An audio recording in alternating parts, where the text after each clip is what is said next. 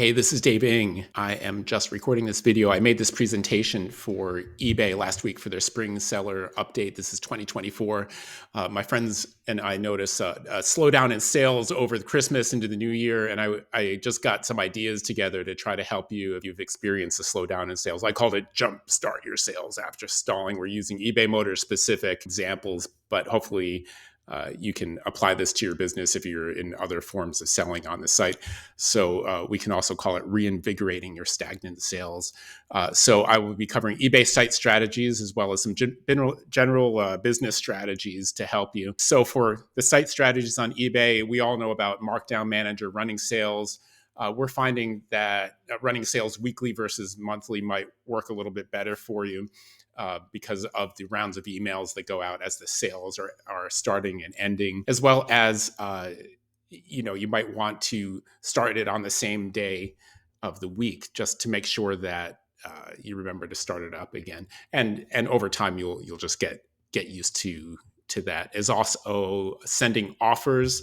I made the mistake of sending offers as a sale was ending, so notifications. So my buyer got notifications, the next morning, one from the sale and one from my offer. So you might want to stagger those so that way you don't send them out as a sale is ending. I always forget to send offers, but it is a tool that you can use, as well as promoted listings. Just find a strategy that works for you and manage that percentage. And eBay is constantly changing this.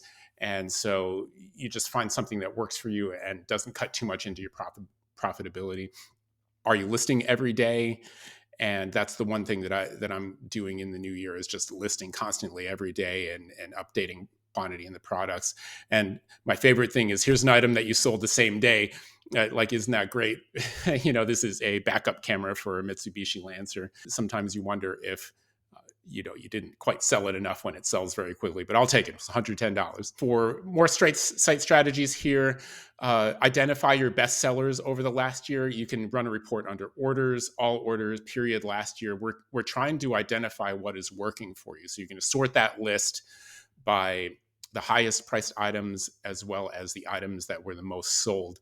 So just kind of look through that. You kind of reminds yourself of what you sold over the last year. And for me, I forget, it's a year ago. I don't remember it. So you can actually pull 2 years worth of data, and I'm running that and I'm trying to find things that are working. Also, can you identify what's not working? This is a strategy out of The Signs of Getting Rich. It's very simple. What's working, what's not working.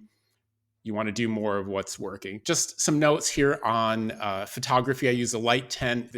I got this strategy from Griff at eBay, and he has a light tent like this. It helps you so you don't have to do editing after the fact and your background. So it's 28 by 28. For car parts, sometimes this might not be large enough. For me, I use I try to keep everything small, so this is plenty big for me. eBay is recommending 5 to 7 pictures in the listings right now. And I have a note on here: selling similar, relisting, working your stale listings.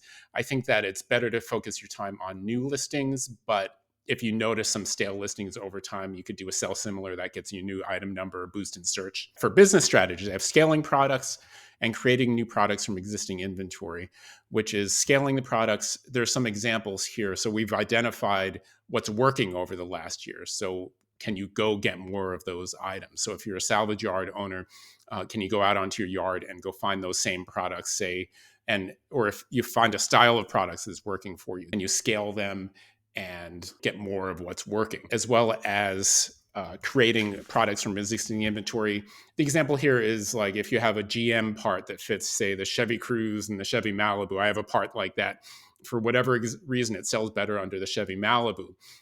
So can you create some different listings, take some different pictures, and get different price points going to try to find out what's working, and then sell that product under, the one under the listing that works the best for you for that particular item. So there are another couple things in here. Can you rebrand products? If there are, say, Subaru and Toyota do a joint venture, can you have a separate listing going for each one of those products, as well as Ford owned Volvo for a number of years. So I'm finding some Ford parts in the Volvo cars that you can maybe rebrand if it's the same exact part.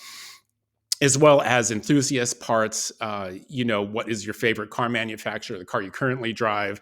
Can you get ideas for the parts that are on your current car? An example here could be, and if you're an aftermarket, can you identify errors in the manufacturer, the aftermarket supplier? Sometimes their fitment isn't quite right. So can you rebrand those aftermarket parts to fit another part of the car? I have one part that I used. It's just this door lock actuator that, fits the side doors, but it also fits the trunk as well. So I have a listing running, for the trunk. And yeah, I think that that's it in this area, as well as do the one thing. This is from Gary Keller, the book, Do the One Thing. What is one thing I can do such that by doing it, everything else is easier or unnecessary?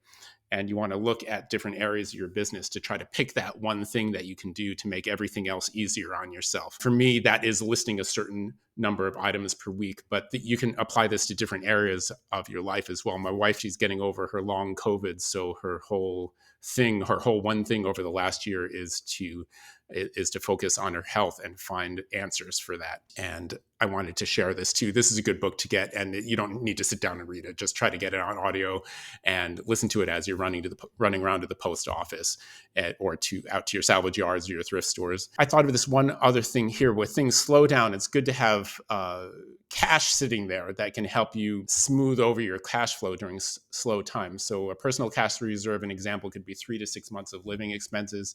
And I'm not sure about a business cash reserve yet, even though it's just something I've been thinking about more and more, keeping cash around for your business, just in case you need it. I keep cash mainly so there's some salvage yards I go to that need cash, so I need to have access to a cash through my debit card, when I'm going into those junkyards, as well as paying your teen help, and that I can leave it at that. Some parting thoughts: are slow sales necessarily a bad thing? This might be time that you can just ramp up for when things get busy again, get some cash set aside. Those two things are the biggest things here that I think would be important, is keeping cash around, as well as trying to identify that one thing in your business. And one last thing that I didn't present to eBay, but do we have any self-sabotage or limiting beliefs that are happening here? We're not even aware of those yet. So that's something that you might just want to start thinking about. And what helped me last year that was big was Tony Robbins' event, where you try to identify those limiting beliefs and try to clear them.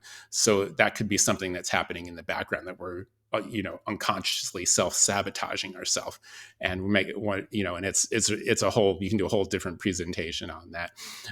And then share your strategies. This is on YouTube. So if sales slow down, what's your go-to strategy to give them a boost? And please share your results in the comments.